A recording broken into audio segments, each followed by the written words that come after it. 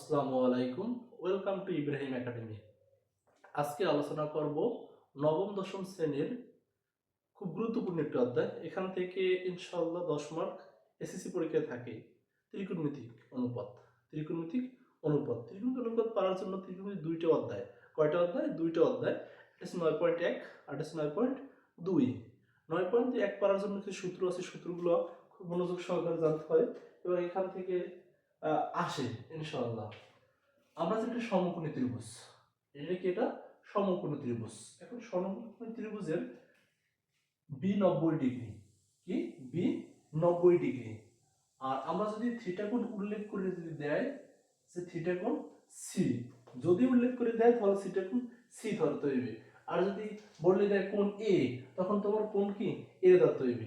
তা আমরা জানি যে কোণ বলবে ওই কোণের বিপরীত বাহু হচ্ছে কি লম্ব, যে কোণ বলবে ওই কোণের বিপরীত বাহু হচ্ছে কি লম্ব। যদি এখন আমরা যদি বলি থিটা কোণ যদি ধরি, থিটা কোণের বিপরীত বাহু হচ্ছে কি লম্ব।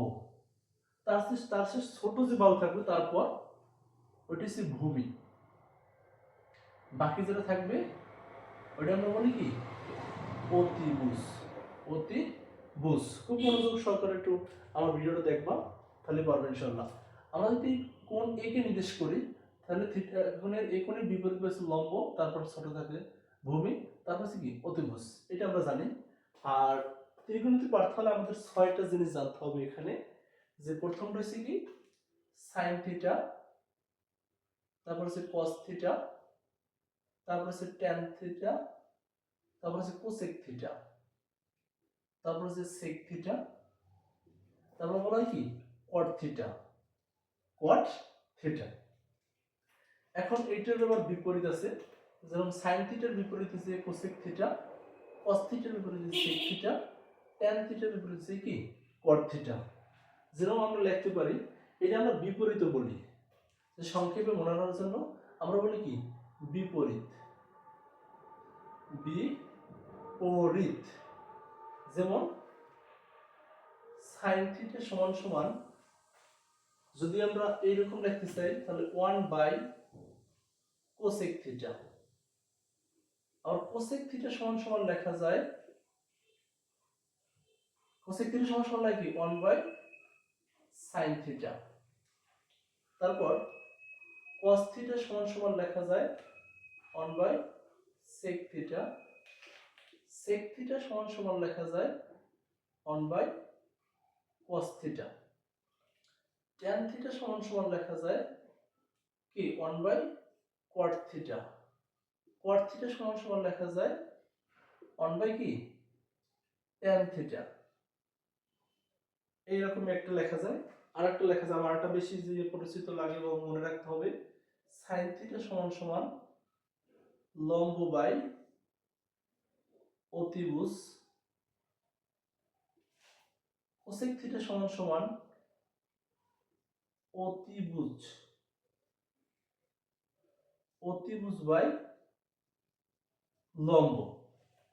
তারপর হচ্ছে আমার কস থিটা, কস থিটা সমান সমান ভূমি বাই অতিভুজ। আর সেক থিটা সমান সমান অতিভুজ বাই কি ভূমি। তারপর লেখা যায় ট্যান থিটা সমান সমান লেখা যায় লম্ব বাই ভূমি। আর কট থিটা সমান সমান লেখা যায় ভূমি বাই লম্ব। এইগুলোর বলা হয় কি বিপরীত। এগুলোর বলা হয় কি বিপরীত। এবার আসি আমরা সম্পর্ক।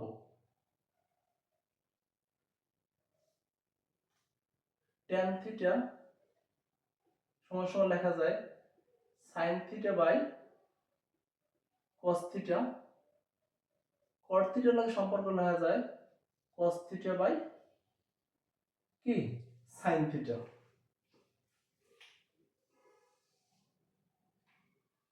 এটা হচ্ছে সম্পর্ক আছে।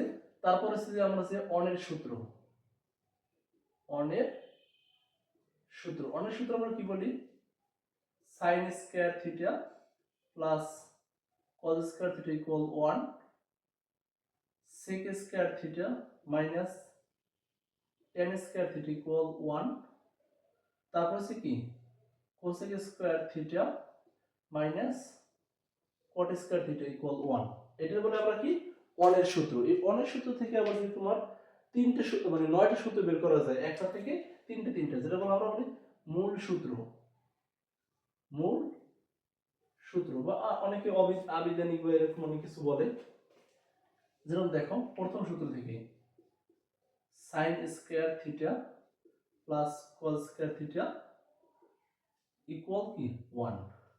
এখন এটাকে লেখা যায় sin স্কয়ার থিটা সমান সমান 1, এটা হচ্ছে প্লাস ইকুয়াল যে কি যাবে মাইনাস, তারপর cos থিটা সমান সমান লেখা যায় ইকুয়াল 1, ইকুয়াল টু সাথে মানে কি প্লাস, প্লাস থাকলে বাম থেকে ডানে গেলে যাইয়া ডান থেকে বামে গেলে যাই কি সাইন পরিবর্তন হয়, আবার ডান থেকে বামে গেলে যাইয়া সাইন পরিবর্তন হবে এরকম।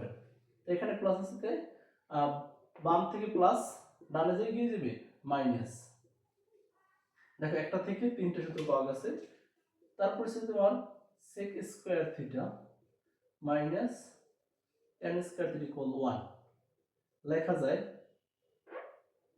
sec square theta equal 1 minus is equal to plus tan square theta, তারপর tan স্কয়ার থিটা ইকুয়াল একটু ব্যতিক্রম, এটা প্রমাণ করে দেখান যায় কিন্তু আমাদের সূত্র তো তার জন্য অতটা আমরা প্রমাণ করব না। মনে রাখবা যে sec স্কয়ার থিটা ইকুয়াল কি মাইনাস 1, সরি আমাদের আরেকটা সূত্র আছে cosec square theta minus cot square theta equal 1। এটা আমরা লিখতে পারি cosec square theta equal 1 minus আছে plus cot square theta equal লেখা যায় cosec স্কয়ার থিটা মাইনাস 1। এইটাই আমাদের সূত্র। আর এই সূত্রগুলো যদি আমাদের ম্যাথগুলো করতে হবে, রোশনের ম্যাথ করার জন্য আমাদের লাগতে হবে 9.1 এই অধ্যায়টা পারার জন্য আমাদের এই সূত্রগুলো আমাদের লাগবে, খুব মনোযোগ সহকারে।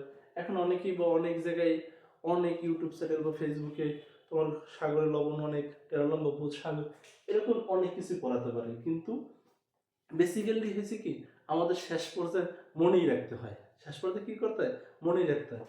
তার জন্য আমি আশা করি এটুকু যদি তোমরা ভালোভাবে বুঝতে পারো তাহলে তোমাদের 9.1 করতে কোনো সমস্যা হবে না। আর আমি ধারাবাহিকভাবে তোমাদের ক্লাস 6, 7, 8, 9, 10, 11 প্রত্যেক ক্লাসের ধারাবাহিক ভিডিও দিয়ে থাকবো।